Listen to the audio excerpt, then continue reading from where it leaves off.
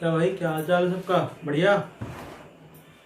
ठीक है बेटा, आज तो जो हमको पढ़ना है टॉपिक वो है हमारा नेक्स्ट पार्ट। ठीक है, नेक्स्ट पार्ट किसका? यूनिट एंड मेजरमेंट चैप्टर का। तो अभी तक हमने जो भी पढ़ा था वो आपको अगर समझ में आ गया था तो ठीक है, अगर नहीं आया तो मैंने कहा था कमेंट में बता दीजिएगा। फिलहाल जो अब हम पढ़ने जा रहे हैं उसको ध्यान से देखिएगा, क्योंकि चीज़ें क्या हैं, याद करने वाली हैं और पेपर में आती जरूर हैं। थोड़ा समझ लेंगे, थोड़ा सा याद कर लेंगे। तो सबसे पहले हम उन्हीं पोर्शन कवर करते हैं। यहाँ पर देखिए मैंने लिखा हुआ है practical unit for measuring distances. मतलब कौन कौन सी प्रैक्टिकल यूनिट है जो हमारा डिस्टेंस को मेजर करने में यूज होती है बेटा। ठीक है ना। यहाँ उनकी रेंज भी है, रेंज ऑफ लेंथ है, कुछ बेसिक है जो बता दे रहा हूँ। आपकी बुक्स में भी है, आप उसमें देखिएगा। थिकनेस ऑफ सीट, किसी सीट की थिकनेस माइक्रोमीटर में 1 माइक्रोमीटर इज इक्वल टू होता है 10⁻⁻6 मीटर। ठीक है ना। ट्रिक भी बताया था मैंने इसके पहले वाले वीडियो में याद करने की, तो याद किए रहिएगा, हायर प्रीफिक्स और लोअर प्रीफिक्स दोनों। फिर आता है बेटा नॉर्मल डिस्टेंस जो हम मेजर करते हैं, आपको मालूम है मीटर में या तो फिर वो सेंटीमीटर में होती है। 1 मीटर में कितने होते हैं आपके? 100 सेंटीमीटर होते हैं। देन आफ्टर आपका आता है मॉलिक्यूलर साइज डिस्टेंस। ठीक है ना। मॉलिक्यूलर साइज डिस्टेंस को एंगस्ट्रॉम या तो फिर नैनोमीटर में करते हैं। तो आपको अच्छे से मालूम है कि 1 एंगस्ट्रॉम जो होता है वो 10⁻⁻10 मीटर के बराबर होता है। नहीं मालूम तो याद किए रहिएगा। और 1 नैनोमीटर होता है 10⁻⁹ मीटर के बराबर। फिर आता है कि बहुत छोटी डिस्टेंस है, फर्मी। एक आता है कि फर्मी किसका यूनिट है, क्वेश्चन ऑब्जेक्टिव में कभी बार पूछ लेता है, तो आप बता दीजिएगा किसका है कि डिस्टेंस मेजर करने के। तो 1 फर्मी होता है इज इक्वल टू 1 फेम्टोमीटर। FM फेम्टोमीटर कितना पड़ा याद है? 10⁻15 मीटर।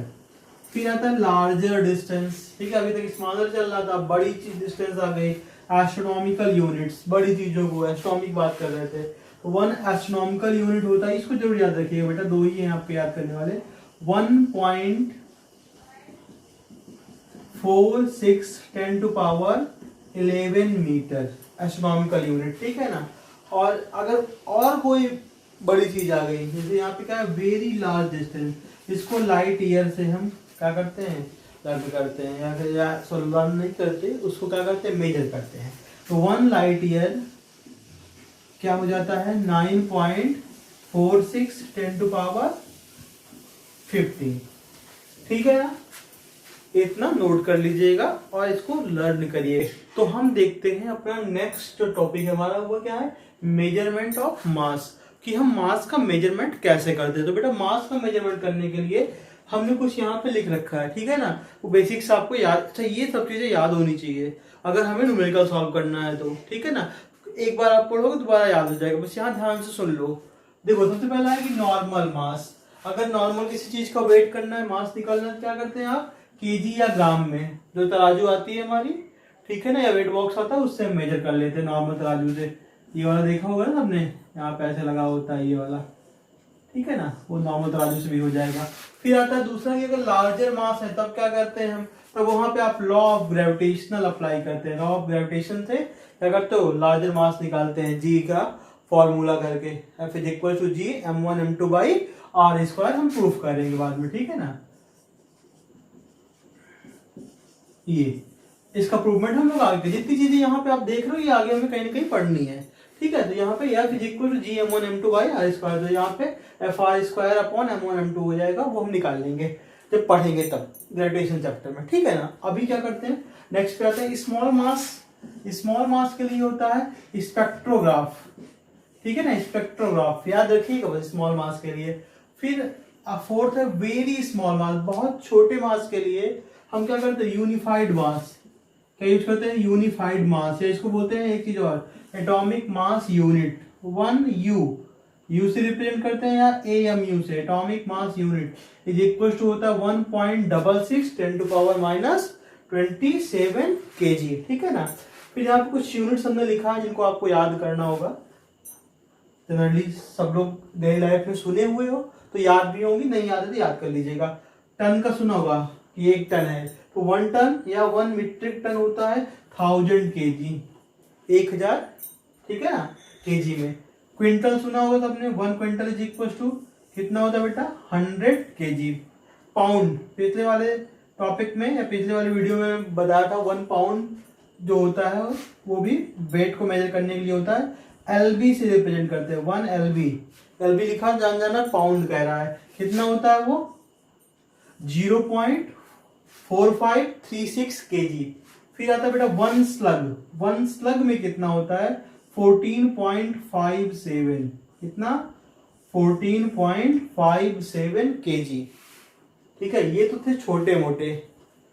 चंद्रशेखर जी का नाम कितने लोगों ने सुना है, एक और है यहाँ पे, ठीक है, चंद्रशेखर लिमिट सुना है। CSL सबसे बड़ी मेजरिंग यूनिट होती है मास की, 1 Chandrasekhar limit CSL 1.4 time mass of the sun.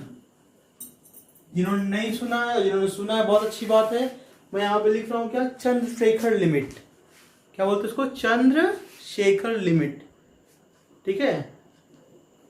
India का भी योगदान है, सिर्फ हम लोग पॉलिटिक्स में नहीं रहते, साइंस में भी रहते हैं, ठीक है ना। देखा होगा आप लोगों ने, या कुछ लोग सुने भी होंगे। और जितनी भी हम चीज़ें पढ़ रहे हैं साइंस से रिलेटेड, मोस्टली नाम जो है वो हमारे पास फॉरेनर्स का मिलता है। बट बेटा कहीं ना कहीं आप अगर जाएंगे डीप में, तो हमने पहले ही इन चीज़ों को डिस्कवर कर लिया था, उसके बाद हमने पॉलिटिक्स शुरू की। पढ़ाई पहले कर लेते हैं, तब पॉलिटिक्स शुरू करते हैं, ठीक है ना। फिलहाल आइए इस पे क्या बात कर रहे थे हम, आपकी कि 1 Chandrasekhar limit, 1 Chandrasekhar limit, short में बोलते हैं C for Chandra, S for Shekhar, L for limit, ठीक है ना।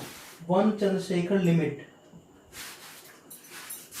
ये किसके इक्वल होता है, 1.4 टाइम मास ऑफ द सन, सन के मास के बराबर, कितना 1.4 टाइम मास ऑफ द सन।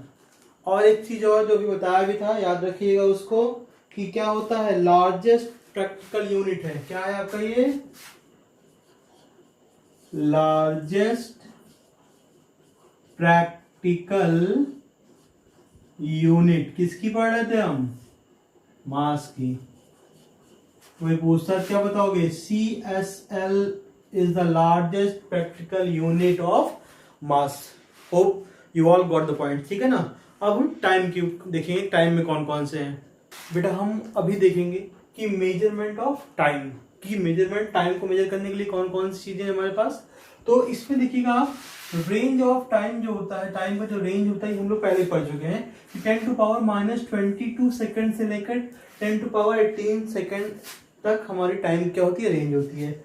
अब उसका छोटा टाइम है तो स्मॉल टाइम को हम आप पढ़े ही हो, फीको, पिको, नैनो, माइक्रो सेकंड, सब में second, pico second, nano second, micro second, इनमें करते हैं।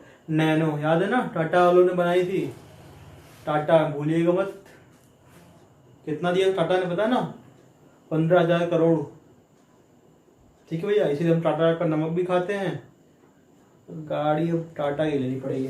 चलिए, नैनो, ये सारी यूनिट्स किसके लिए होती है, स्मॉल टाइम के लिए। अभी हम बात कर रहे थे नॉर्मल टाइम इंटरवल के लिए, क्या होता है, सेकेंड, मिनट, आवर, पढ़े हो ना, सेकेंड में निकाल लेंगे, मिनट में निकाल लेंगे, घंटे में निकाल लेंगे, या वही।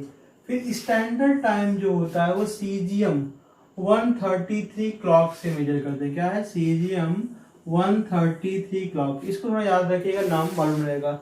5.30 है इंडिया का स्टैंडर्ड टाइम, ठीक है ना, जिस पे हम लोग ऑपरेट करते हैं, इंडिया की बात कर रहा हूँ मैं। कुछ बेसिक चीजें हैं उसको देखिएगा यहाँ पे। सोलर डे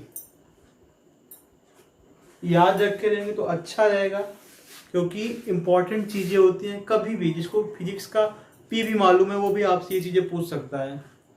और जनरली हम इन चीजों को क्या करते हैं, छोटा समझ के अवॉइड करते, जान दो। चाचा आएंगे गाँव से, पूछ लेंगे बेटा बताओ फिजिक्स पढ़ रहे हो, और आप क्या करोगे। तो इससे बढ़िया है कि हम बेसिक चीज़ों को जानते रहें, ताकि हमें इधर उधर देखने की जरूरत ना पड़े, हम एग्जैक्टली उनको क्या कर सके, उनके पॉइंट का आंसर। वो जहाँ क्वेश्चन पूछेंगे यही सब बस जान जाएं कि बबुआ पढ़ने में ठीक है। हाँ, नहीं तो फिर वही समझ लेंगे, जान रहे हो ना। सोलर डे, सोलर डे क्या होता है, यहाँ पे थोड़ा शॉर्ट फॉर्म यूज किया है, ठीक है। मैं बोल रहा हूँ सुनिएगा, कुछ लोगों को मालूम है सोलर डे नाम से क्लियर हो रहा है। सोलर मतलब, अब याद देखो, time taken by the sun, T for time, T for taken, B for by, T for the earth. Time taken by the earth, T T B T E, time taken by the earth to complete one rotation, एक चक्कर लगाने में बेटा, one rotation about its own axis, अपनी खुद की axis पे जो यहां चली और ये घूम के आ गई अर्थ, इसको क्या किसके, अच्छा ये कर किसके रही है, सन की रिस्पेक्ट में कर रही है, ठीक है ना। तो यहां पे time taken by the earth to complete one rotation about its own axis, किसकी रिस्पेक्ट में, सन की रिस्पेक्ट में, क्या बोलते हैं उसको, सोलर डे। 24 आवर का होता है, ठीक है ना। अर्थ अपनी खुद की एक्सिस पे चक्कर लगाती है, इसके रिस्पेक्ट में, सन के रिस्पेक्ट में।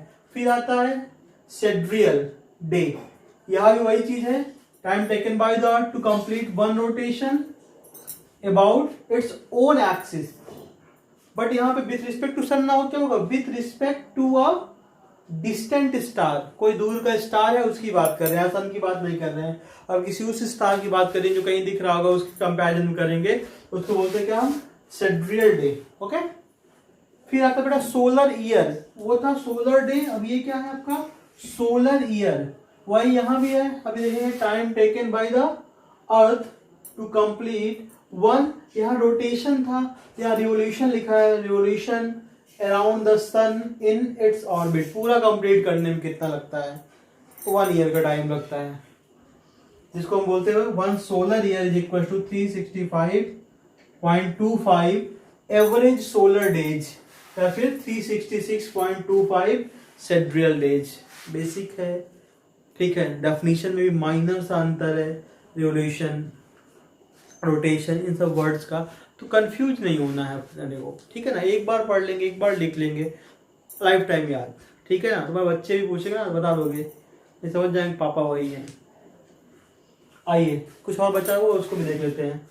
लीप ईयर, लीप ईयर क्या होता है कि ऐसा year which is divisible by 4, जो ईयर हमारा 4 से क्या हो जाए, डिविजिबल हो जाए, ठीक है ना। अभी 2020 चल रहा है कि नहीं, लीप ईयर 4 से कटेगा तो होगा, तो नहीं नहीं होगा, ठीक है ना। एक चीज और देखते हैं, ऐसा ईयर जिसमें जो आपका फरवरी है उसमें 29 डेज हो, वो क्या कहलाता है आपका, लीप ईयर। जैसे 2020, ठीक है ना, ये कट जा रहा है ना 4 से, तो ये क्या होगा आपका, लीप ईयर होगा।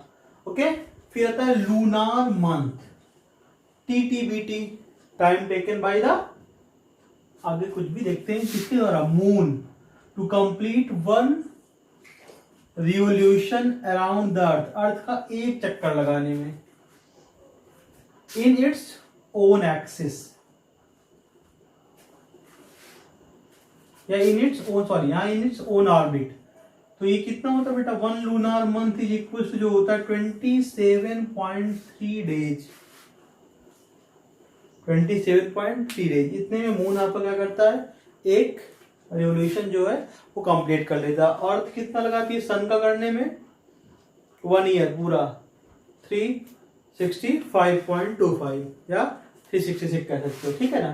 फिर एक छोटा सा चीज और बचा है, सेक, सेक, अच्छा कुछ लोग वो वाला सेक समझ लेंगे, ठीक है, मिल्क शेक, बादाम शेक।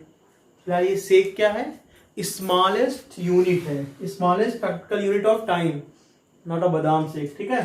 तो शेक क्या होता है, 10⁻⁸ सेकेंड, सबसे छोटी यूनिट है, याद रखिएगा। Now we will see measurement of length.